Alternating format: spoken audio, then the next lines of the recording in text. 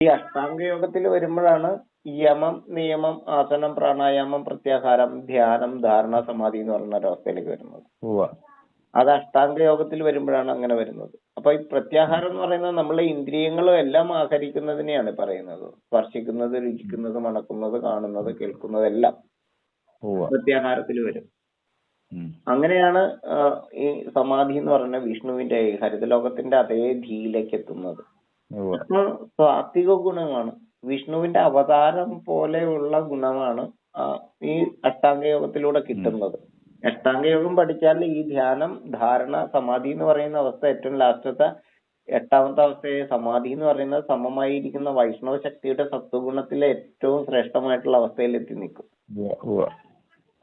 അതായത് വികാര വിചാരങ്ങളെല്ലാം സാത്വികമായിട്ടുള്ള ഒരവസ്ഥയിലെത്തും. ഇത് അഷ്ടാംഗ യോഗം ചെയ്ത അവിടെ തത്വജ്ഞാനം മഞ്ഞില്ലല്ലോ. അപ്പൊ ഇല്ല, തത്വജ്ഞാനത്തിന് വേറൊരു റൂട്ടാ, വേറെ ക്ലാസ്, അഷ്ടബുദ്ധി ഗുണം എന്ന് പറയും. ആ അഷ്ടബുദ്ധി ഗുണത്തിലേക്ക് വരുമ്പോഴത്തേക്കും ഭഗവാൻ കൃഷ്ണന്റെ ഗുണം അതായിരുന്നു. അതായത് അഷ്ടബുദ്ധി ഗുണത്തിലേക്ക് വരുമ്പോഴത്തേക്കും 8 കാര്യങ്ങൾ വേറെ സിലബസ് ആയിട്ട് പഠിക്കണം. അതിനകത്ത് ആദ്യം വരുന്നതാണ് ശുശ്രൂഷ എന്ന് പറയുന്നത്. ശുശ്രൂഷ, ശ്രവണം, ഗ്രഹണം, ധാരണം, ഊഹം, ആപോഹം, അർത്ഥബോധം, തത്വജ്ഞാനം എന്ന് പറഞ്ഞ ഒരു തലമുണ്ട്. ശുശ്രൂഷ എന്ന് പറഞ്ഞാൽ നമുക്കറിയാലോ, ഗുരുകുല സമ്പ്രദായത്തിലാണ് ഈ ഒരു രീതി വരുന്നത്. അപ്പൊ ശുശ്രൂഷിക്കുന്നത് പോലെയാണ് ഗുരുവിനെ കാണുന്നത്. എന്ന് വെച്ചാല് ഒരു സൂപ്പർ വിഷൻ ഉള്ള ആൾക്ക് അത് നടക്കുള്ളൂ. ഈ സെർവ് നടത്തണമെങ്കിൽ സൂപ്പർ ഒരു വിഷൻ ഉണ്ടായിരിക്കുന്ന ആൾക്ക്, അല്ലാതെ പറ്റില്ല. അവിടുന്നാണ് ശുശ്രൂഷ എന്ന് പറയുന്ന ഒരവസ്ഥയില്. ശുശ്രൂഷയിലേക്ക് വരുമ്പോ എങ്ങനെയാന്ന് വെച്ചാൽ ഒരു സൂപ്പർ വിഷൻ ഉണ്ടെങ്കിൽ, നല്ലൊരു കാഴ്ചപ്പാടുണ്ടെങ്കിൽ മാത്രമാണ് ആ ശുശ്രൂഷ നമുക്ക് കൃത്യമായിട്ട് ചെയ്യാൻ പറ്റും.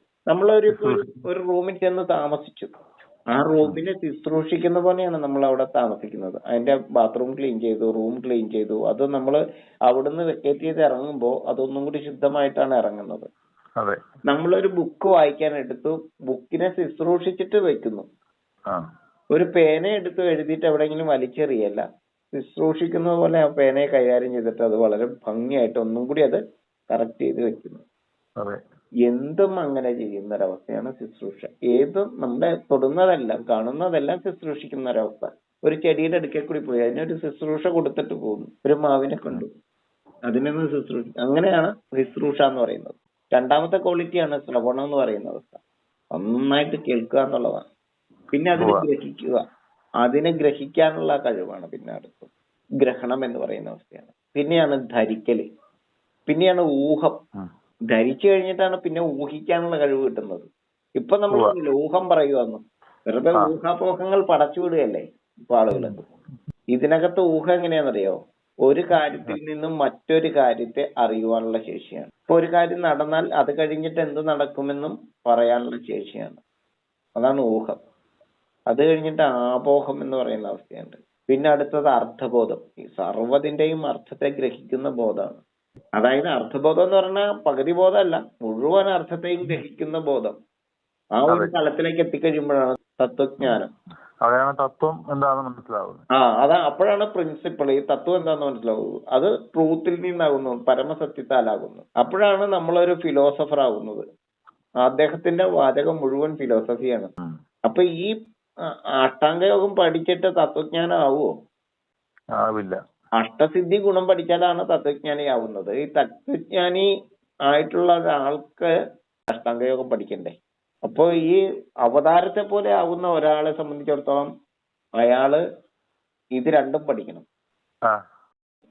അഷ്ടാംഗയോഗത്തിൽ പറയുന്നതനുസരിച്ചിട്ട് സമാധി എന്ന് പറയുന്ന ആ വിഷ്ണുവിന് ഒപ്പമായി, വിഷ്ണുവിന്റെ അവതാരമായി മാറുന്ന ആള് അഷ്ടസിദ്ധി ഗുണവും പഠിച്ചു കഴിഞ്ഞാൽ തത്വജ്ഞാനിയാവും.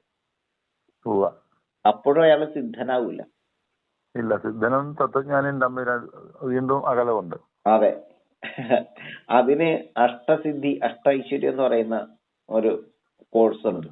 അതിനകത്താണ് അണിമാവ്, മഹിമാവ്, ലഘിമാവ്, ഗിരിമാവ്, ഈശത്വം, വശിത്വം, പ്രാപ്തി, പ്രാകാശ്യം എന്നൊക്കെ പറഞ്ഞിട്ടുള്ള സിലബസ് ആണ്.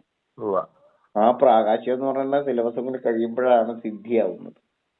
ആ കാലഘട്ടം എല്ലാം കഴിഞ്ഞതിന് ശേഷം ഇപ്പോഴത്തെ ഒരു 10,000, 2,000 വർഷത്തെ കാലഘട്ടത്തെ കുറിച്ചാണ് ഇവിടെ ആചാര്യന്മാര് പറയും. അതിനു മുമ്പ് ഒന്നും ഇല്ലായിരുന്നു, ഇതായിരുന്നു കേവലം എന്ന് പറഞ്ഞുകൊണ്ടിരിക്കുന്ന കാലാവസ്ഥ ഇപ്പോൾ ഉള്ള കാലം. ഇത് അങ്ങ് ഒരു കാര്യം കൂടെ ശ്രദ്ധിക്കണം. ഇതിന്റെ സിലബസ് നമ്മൾ പറഞ്ഞിട്ടില്ല എന്ന് പറയുന്ന സിലബസ് എന്നാന്നറിയോ? അഷ്ടസിദ്ധി എന്ന് പറയുന്ന ശരീരത്തിന് വേണ്ടിയിട്ടുള്ളതാണ്. ഇതിന്റെ സിദ്ധി മുഴുവൻ ശാരീരികമായിട്ടുള്ള കാര്യത്തിന് വേണ്ടിയിട്ട്, ഭൗതിക കാര്യങ്ങൾക്ക് വേണ്ടിയിട്ടാണ്. മാജിക് പോലെ ഉപയോഗിക്കുന്നതാണ് ഈ സിദ്ധി. എന്നാല് ഈ അഷ്ടാംഗയോഗം മനസ്സിന് വേണ്ടിയിട്ടാണ്. മനസ്സാണ് സാത്വികമായിട്ട് വിഷ്ണുവിന് തുല്യമാകുന്നത്. അഷ്ടസിദ്ധി ശരീരത്തിനും അഷ്ടാംഗയോഗം മനസ്സിന്റെ വൈഭവത്താലാണ്. ഈ അഷ്ടബുദ്ധിയില്ലേ, അത് ആത്മാവിന്റേതാണ്. ഈ ആത്മാവിന്റെയും മനസ്സിന്റെയും ശരീരത്തിന്റെയും കോഴ്സ് പഠിച്ച ഒരാൾക്ക് മാത്രമാണ് ഏറ്റവും ശ്രേഷ്ഠ തലത്തിൽ അവതാരമാകാൻ പറ്റുള്ളൂ. അയാൾക്ക് വേണ്ടിയിട്ടായിരിക്കും ലോകം നിൽക്കുക. അപ്പോ ഈ കോഴ്സ് 3 പഠിച്ചാൽ മാത്രമാണ് നമ്മൾ ഏറ്റവും ഔന്നത്യത്തിൽ എത്തുള്ളൂ. അങ്ങനെ എളുപ്പം സാധ്യമാവില്ല. ഈ ഇത് വെച്ചോണ്ടാണ് അന്ന് രാത്രിയിൽ എന്നോട് പറഞ്ഞില്ലേ, അവിടെ ഒരു പ്രതിഷ്ഠ നടത്തി അങ്ങക്ക് പോകാൻ പറ്റിയില്ലെന്ന് പറഞ്ഞു. അതെ. അപ്പൊ ഞാൻ പറഞ്ഞില്ലേ, അത് വാൽക്കണ്ണാടിയല്ലേ, അത് ഭഗവതിയല്ലേ, ഭദ്രകാളിയല്ലേ, പടിഞ്ഞാറ്റല്ലേ തിരിഞ്ഞിരിക്കണം, അതിന്റെ മൂലസ്ഥാനം പടിഞ്ഞാറല്ലേ എന്നൊക്കെ പറഞ്ഞില്ലേ. അത് ഈ ഒരു സംഭവത്തിലാണ് അത് ചെയ്യാൻ പറ്റും. ഈ അഷ്ടസിദ്ധി വെച്ചാ പറയുന്നത് അല്ലേ? അഷ്ടസിദ്ധി വെച്ചാ പറയാൻ പറ്റും. അപ്പൊ നമുക്ക് സാധ്യമാകും, നമ്മുടെ കണ്ണിന് മുന്നിൽ വരും. ശരിക്കും നമ്മളത് ലയിക്കുകയും ചെയ്യണം. നമ്മള് നിത്യവും അത് ആ ഒരു തലത്തിൽ നിൽക്കുമ്പോ, ഞാൻ പറഞ്ഞില്ലേ ഓരോ ഉപദേവനും ഉള്ള അതേതാന്നാ പറഞ്ഞേ, പടിഞ്ഞാറ് വശത്ത് ഇരിക്കുന്ന ഭദ്രകാളി ക്ഷേത്രത്തില് ഗുരുനാഥനായിട്ടുള്ള ഒരാള് മാത്രമേ ഉള്ളൂ. അത്രയും വ്യക്തമായിട്ട് നമുക്ക് പറയാൻ പറ്റണമെന്നുണ്ടെങ്കിൽ അതിന്റെ ഒരു ടെക്നിക്ക് സൈഡ് മനസ്സിലായില്ലേ? അതാണ് അഷ്ടസിദ്ധി എന്ന് പറയുന്നത്. ഇതിന്റെ ഈ 3 തലവും നമ്മള് തത്വജ്ഞാനം, ഏതൊന്നിനെ കാണുമ്പോഴും അതിന്റെ അർത്ഥത്തെ ഗ്രഹിക്കുവാനുള്ള ശേഷിയും ആ തത്വവും ജ്ഞാനമാക്കി മാറ്റുമ്പോഴാണ് തത്വജ്ഞാനിയാവുന്നത്. അപ്പൊ ഏതൊന്നിനെയും നമുക്ക് അങ്ങനെ അർത്ഥം മനസ്സിലാക്കാനുള്ള ശേഷി, അത് അഷ്ടബുദ്ധി ഗുണങ്ങൾ പഠിച്ചാൽ മാത്രമാണ് അത് സാധ്യമാവുള്ളൂ. എന്തിനാണല്ലോ അതിനെല്ലാം പ്രയത്നം ഭയങ്കരമാണ്. ഏറ്റവും കട്ടികട്ടി പ്രയോഗമാണ് ഈ സാധനം. പ്രാപ്തി, എന്തിനും പ്രാപ്തമാകുന്ന ഒരവസ്ഥ, പ്രകാശം. ഭയങ്കര ടഫായിട്ടുള്ളൊരു സിലബസ് ആണത്. അല്ല, അവിടം വരെ എത്തുമ്പോ അതിന് ടഫ് വരികയല്ല. അതാണ് ഓരോ സ്റ്റെപ്പും കയറി ചെന്ന നമ്മൾ ആദ്യം തന്നെ 10ാമത്തെ സ്റ്റെപ്പ് കയറാൻ പറ്റില്ലല്ലോ. ആദ്യത്തെ 9 എണ്ണം കയറിയാലേ 10ാമത്തിന് കയറാൻ പറ്റുള്ളൂ. അത്രേ ഉള്ളൂ. അപ്പൊ ഈ സിലബസ് ഒക്കെ നമുക്ക് ഇങ്ങനെ സംസാരിക്കേണ്ടതുണ്ട്. ശരിക്കും സംസാരിക്കണമെന്നല്ലോ, വളരെ നിർബന്ധമാണ് സംസാരിക്കേണ്ടത്. അതെ.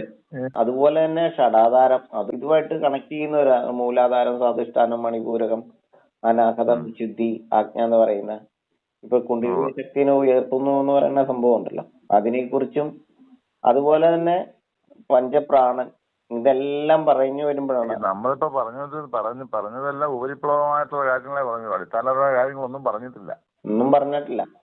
പഞ്ചപ്രാണനെ കുറിച്ച് ശരിക്കും എക്സ്പ്ലെയിൻ ചെയ്ത് പറയുകയും ചെയ്യണം. അതുപോലെ തന്നെ ഈ 5 കോശങ്ങളുണ്ടല്ലോ, അന്നമയ, പ്രാണമയ, മനോമയ, വിജ്ഞാനമയ, ആനന്ദമയ എന്ന് പറയുന്നത്, അതെല്ലാം എന്താണെന്ന് അറിയണം. ഇപ്പൊ നമ്മൾ അകത്തേക്ക് പോകുന്ന വായു ഇല്ലേ മോഹൻജി, അകത്തേക്ക് പോകുന്ന വായു തിരിച്ചിറങ്ങി വരുമ്പോ അത് നല്ല ചൂടായിട്ടാ വരുന്നത്. ഇപ്പൊ 2 നാളത്തിലൂടെ അകത്തേക്ക് പോകുന്നത്. ഈ ശ്വാസനാളം എന്ന് പറഞ്ഞാൽ ഒന്ന് മണ്ണിനെയും ഒന്ന് ജലത്തെയും പ്രതികരിക്കുന്നതാണ്. അകത്തേക്ക് പോകുമ്പോഴത്തേക്കും ആകാശത്തിന്റെ ഗുണത്തിലാണ് പോകുന്നത്, പാർവതി ഭാവത്തിലാണ് പോകുന്നത്. ഇങ്ങോട്ട് വരുമ്പോ, പുറത്തേക്ക് വരുമ്പോൾ അഗ്നിയുടെ രൂപമാണ്, താപഗുണമാണ്.